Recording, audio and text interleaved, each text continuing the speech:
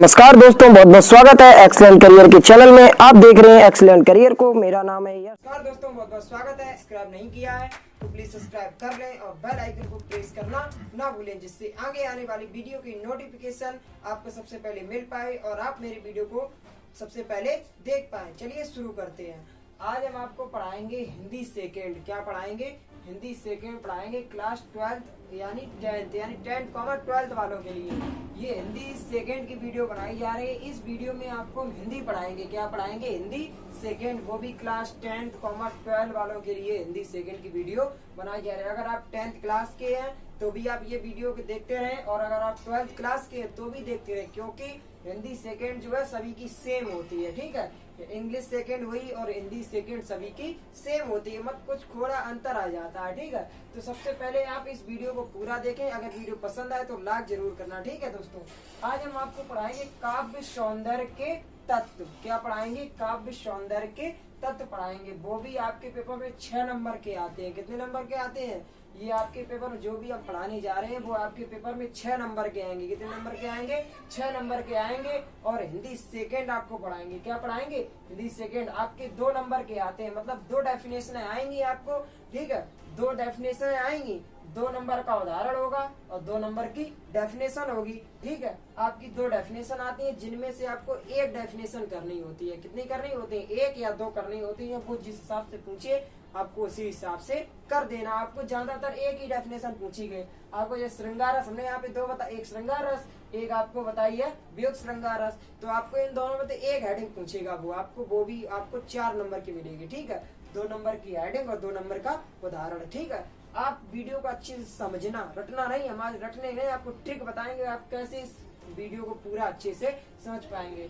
आज हम आपको पढ़ाएंगे काव्य सौंदर्य के तत्व। वो भी हिंदी सेकेंड काव्य सौंदर्य के तत्व है, वो हिंदी सेकेंड में है। ठीक है, इसमें आपको हम पढ़ाएंगे रस। काव्य सौंदर्य एक हेडिंग है। ठीक है, उसका हेडिंग है, चैप्टर समझे तरीके का। इसके अंदर आपके रस है, अलंकार है, बहुत सारी वीडियो वगैरह वगैरह जो चीजें हैं, आप सभी को हम बारी बारी से समझाएंगे। फिलहाल इस वीडियो में आपको हम रस पढ़ाएंगे। क्या पढ़ाएंगे? रस पढ़ाएंगे। रस देखो, क्वेश्चन आपका ऐसे आएगा, लगभग 12 या 13वां क्वेश्चन आता है।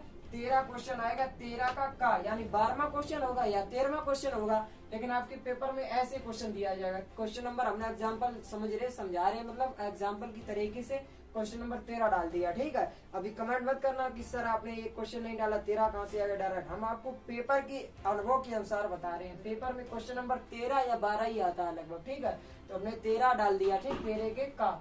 इसमें क्वेश्चन आपके पेपर में देखना कैसे पूछा जाता है। निम्नलिखित में से किसी एक रस की परिभाषा उदाहरण सहित लिखिए। वो क्या कह रहा है? किसी एक रस को लिखिए, वो भी उदाहरण सहित लिखिए। क्या इन दोनों आपको 2 रस दिए जाएंगे, उन दोनों में एक रस की परिभाषा लिखनी है, वो भी उदाहरण सहित लिखनी है। आपको कितने नंबर मिलेंगे? 6 नंबर मिलेंगे। ठीक, वो ये कह रहा है। अब आपको हम पढ़ाएंगे श्रृंगार रस। रस हमको अब सारे पढ़ा देंगे। ठीक है, आपको हम, लेकिन सबसे पहला रस है श्रृंगार रस। श्रृंगार रस के 2 भेद होते हैं, यानी ये 2 प्रकार के होते हैं, या इनके 2 भेद होते हैं, एक ही बात है। ठीक है, ये 2 प्रकार के होते हैं। नंबर 1 है संयोग श्रृंगार रस और नंबर 2 है वियोग श्रृंगार रस। नंबर 1 कौन सा है? देखो, श्रृंगार रस 2 प्रकार के होते हैं। कौन कौन से? संयोग श्रृंगार रस, नंबर 2 है वियोग श्रृंगार रस। अब समझ में आ गया? श्रृंगार रस कितने प्रकार के होते हैं? 2 प्रकार के, 2 टाइप्स के। कौन कौन से?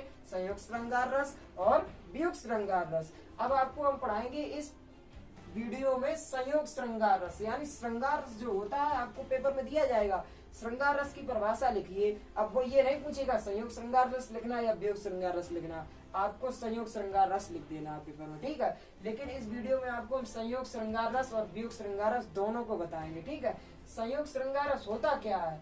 नायक और नायिका के मिलने के प्रसंग में संयोग श्रृंगार रस होता है। नायक और नायिका यानी आदमी और औरत। नायक का मतलब कोई आदमी होगा, नायिका का मतलब कोई लेडीज होगी। ठीक है, तो इसमें हम बता रहे नायक और नायिका, यानी हिंदी में आदमी औरत नहीं चलेगा, यहाँ पे नायक और नायिका मान लिया हमने। ठीक है, नायक और नायिका के मिलने यानी मिलने के प्रसंग में संयोग श्रृंगार रस होता है। जब ये दोनों मिलेंगे तो उन दोनों के बीच में जो श्रृंगार रस उत्पन्न होता है उसे संयोग श्रृंगार रस कहते हैं। क्या कहते हैं? संयोग श्रृंगार रस कहते हैं। कौन कौन सा? नायक और नायिका के मिलने के प्रसंग में संयोग श्रृंगार रस होता है। ठीक है, अगर वो मिलेंगे तो कौन सा रस होगा? संयोग श्रृंगार रस होगा। ठीक है, समझ गए आप? उसके बाद इसका उदाहरण है, आपको पेपर में इतनी डेफिनेशन लिख देनी है, आपकी 2 नंबर पक्के। बस 2 नंबर की ये हो गई और 2 नंबर का आपका उदाहरण हो गया ये। बस अब आपको इतने ही लिखना है, नायक और नायिका के मिलने के प्रसंग में संयोग श्रृंगार रस होता है, बस इतना ही लिख देना है। उसके बाद उदाहरण आपका क्या है, राम का रूप निहारती जानकी कंगन के नंकी परछाई। अब आपका ये देखो यहाँ पे कॉमा हमने नहीं लगाया था, यहाँ पे कॉमा लगेगा, ठीक है। अब इसे कैसे याद करना, आपने तो डॉक्टर सर आप कह रहे हो सर ने लिख दिया उदाहरण, अब लिखना कैसे है आपको, राम का रूप निहारती जानकी कंगन के नंकी परछाई, ठीक है, यहाँ पे लगेगा कॉमा, ओके सॉरी।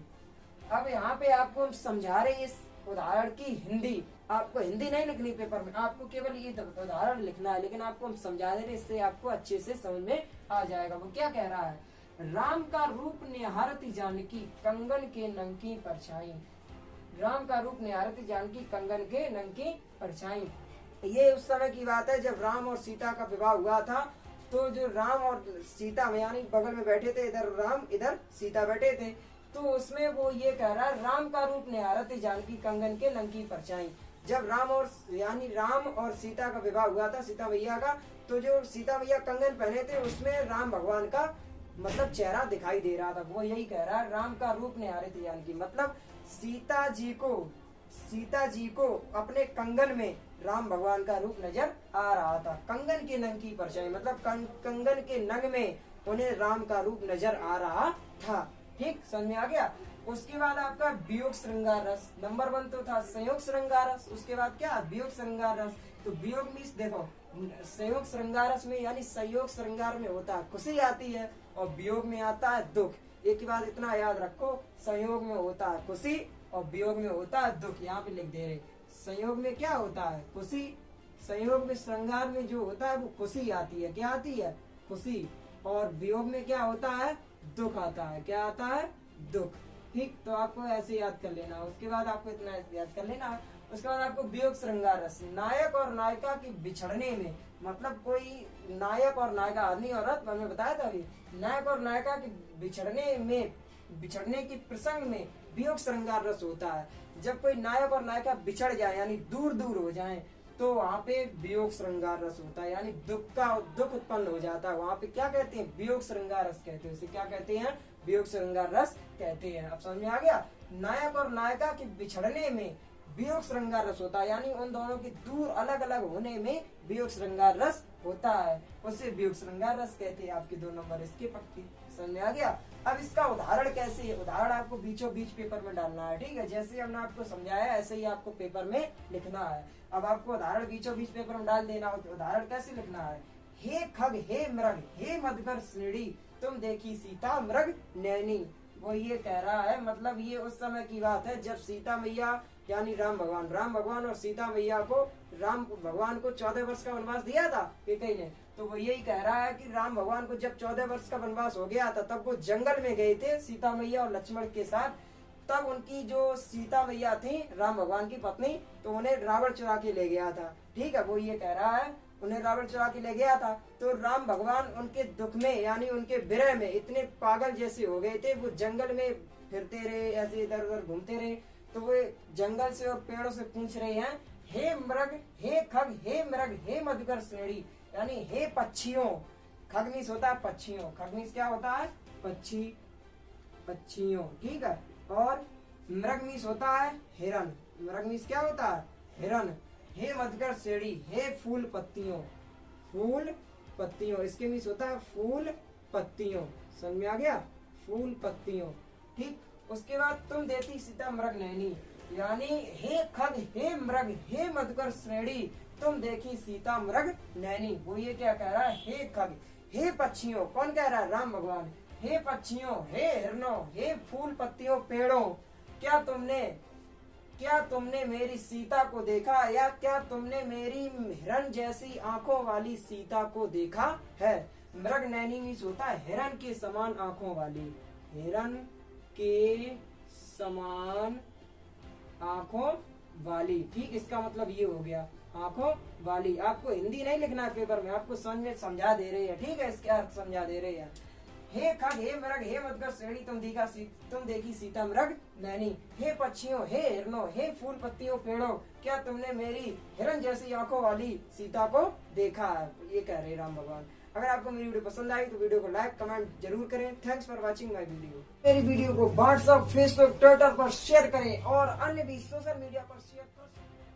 लगातार वीडियो देखने के लिए आप मेरी वीडियो को लाइक करें और चैनल को सब्सक्राइब कर लें और बेल आइकन को जरूर दबाएं। कमेंट बॉक्स में बताएं कि सर आपको मेरी थैंक्स ऑल द बेस्ट कहते हुए आप सभी को बोल्डलाइन नंबर है, उस पर आप कॉल करके अपनी समस्या को बताएं, उसका आपका निदान होगा। आपकी जो भी समस्या है उसका समाधान होगा।